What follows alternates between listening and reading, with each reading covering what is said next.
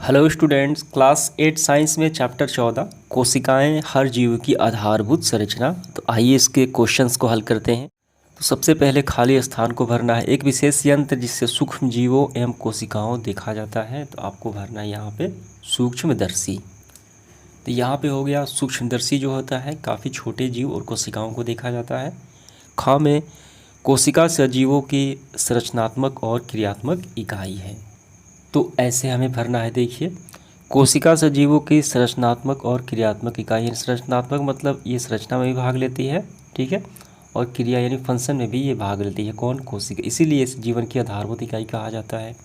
ग नंबर हमें भरना है पहले में कोशिका झिल्ली, ठीक है, यानी सेल मेम्ब्रेन।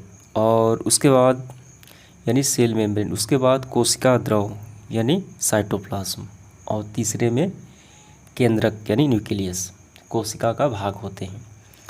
इसके बाद घ नंबर कोशिका भित्ति, ये प्लांट सेल में पाई जाती है यानी पादप कोशिकाओं में। इसके बाद अगला कोशिका की खोज किसने की? रॉबर्ट हुक ने की। आइए अब सही और गलत का चयन करते हैं। तो पहला देखिए, सजीव कोशिका से बने हैं, ये बिल्कुल है। जितने भी सजीव हैं वो कोशिका से बने होते हैं। बी नंबर सभी कोशिकाओं में कोशिका भित्ति पाई जाती है, जी बिल्कुल नहीं। जंतु कोशिकाओं में कोशिका भित्ति तो नहीं पाई जाती, ये प्लांट सेल में पाई जाती है, तो ये बिल्कुल गलत है। ग नंबर केंद्रक झिल्ली कोशिका द्रव तथा केंद्रक के बीच पदार्थ का आवागमन नियंत्रण करती है। जो केंद्रक झिल्ली होती है, केंद्रक द्रव और केंद्र के बीच कुछ पदार्थों की चयनात्मक अर्धपारगम्य झिल्ली कहा जाता है, ये बिल्कुल सही है। अमीबा बहुकोशिकीय जीव है, ये बिल्कुल गलत है। अमीबा एक कोशिकीय जीव है। अब इसके बाद तीसरा, एक शब्द में उत्तर देना है। सजीवों की संरचनात्मक इकाई किसे कहा जाता है? तो कोशिका यानी सेल को कहा जाता है, ठीक है, सेल। दूसरा, कोशिका में जेली नुमा संरचना, ये कोशिका द्रव, ठीक है, इसे आपको भरना है कोशिका द्रव। ये जंतु कोशिकाओं का बाहरी आवरण जो है वो सेल मेम्ब्रेन यानी कोशिका झिल्ली कहा जाता है। पत्तियों के हरे रंग के जीवाणु कौन है? ये कहा जाता है क्लोरोप्लास्ट, ठीक है, आपको भरना है क्लोरोप्लास्ट। इसके बाद अगला, कोशिका द्रव के बीच खाली स्थान, ये कहलाती हैं रिक्तियाँ, वोकुल्स। इसके बाद देखिए अगला प्रश्न, हमें प्रश्नों का आंसर करना है। चौथा, कोशिका सजीवों की मूलभूत संरचनात्मक इकाई है, कैसे? तो इसका आंसर काफ़ी सिंपल है। तो हमें यहाँ से करना है, बहुकोश के जीवों में कोशिकाओं का विशिष्ट समूह ऊतकों का निर्माण करता है, ठीक है। तो इस प्रश्न का मतलब है कि ये संरचना में कैसे भाग लेती है कोशिका, क्योंकि जीवों का शरीर कोशिकाओं से बना होता है। कोशिकाएं मिलकर ऊतक का निर्माण करती हैं, मूल रूप से कोशिका ही है, इसीलिए इसे संरचनात्मक क्रियात्मक इकाई कहा जाता है। तो यहाँ तक इसका हो गया। पांचवा देखिए, जंतु कोशिका का हमें नामांकित चित्र बनाना है, और 6 में प्लांट सेल का नामांकित चित्र बनाना है। आइए दोनों करते हैं। तो ये आपको बनाना है जंतु कोशिका का नामांकित चित्र। बीच में क्या होता है? केंद्रक होता है, और ये क्या है? कोशिका द्रव है, और ये क्या है? रिक्तियाँ हैं, झिल्ली, बाहरी आवरण, ठीक है, ये जंतु का और ये प्लांट का। ये दोनों आपको बना लेना है अलग अलग प्रश्नों में।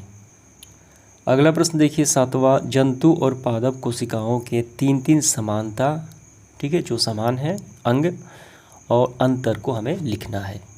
तो हम ऐसे करेंगे। पहले देखिए, जंतु और पादप कोशिकाओं के 3 समानता कौन कौन से हैं? कोशिका झिल्ली, जंतु और प्लांट दोनों में ये सेल में पाए जाते हैं, ठीक है, यानी बाहरी आवरण होता है। केंद्रक दोनों में पाए जाते हैं, कोशिका द्रव दोनों में उपस्थित होता है। अब अंतर क्या है? देखिए, जंतु एवं पादप कोशिकाओं में 3 विभिन्नता है। प्लांट सेल में कोशिका भित्ति पाया जाता है, जबकि जंतु में नहीं पाया जाता, ये एक पौधे में सेलों में पाया जाता है।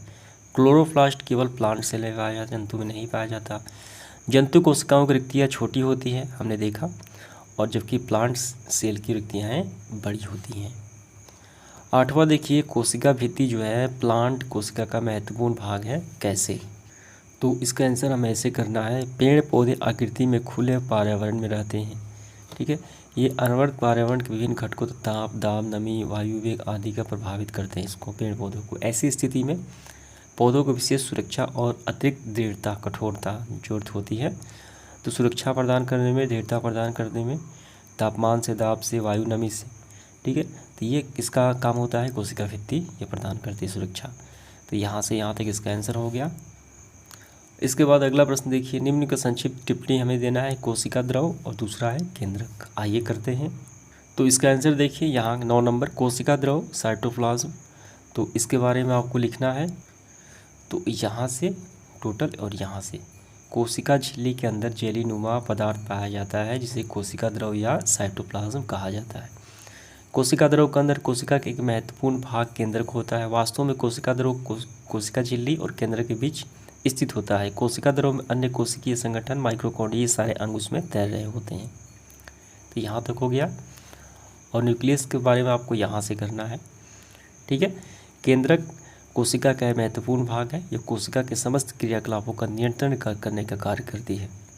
तो इसका यहाँ से हो गया। तो समाप्त होता है आज का सेशन। धन्यवाद।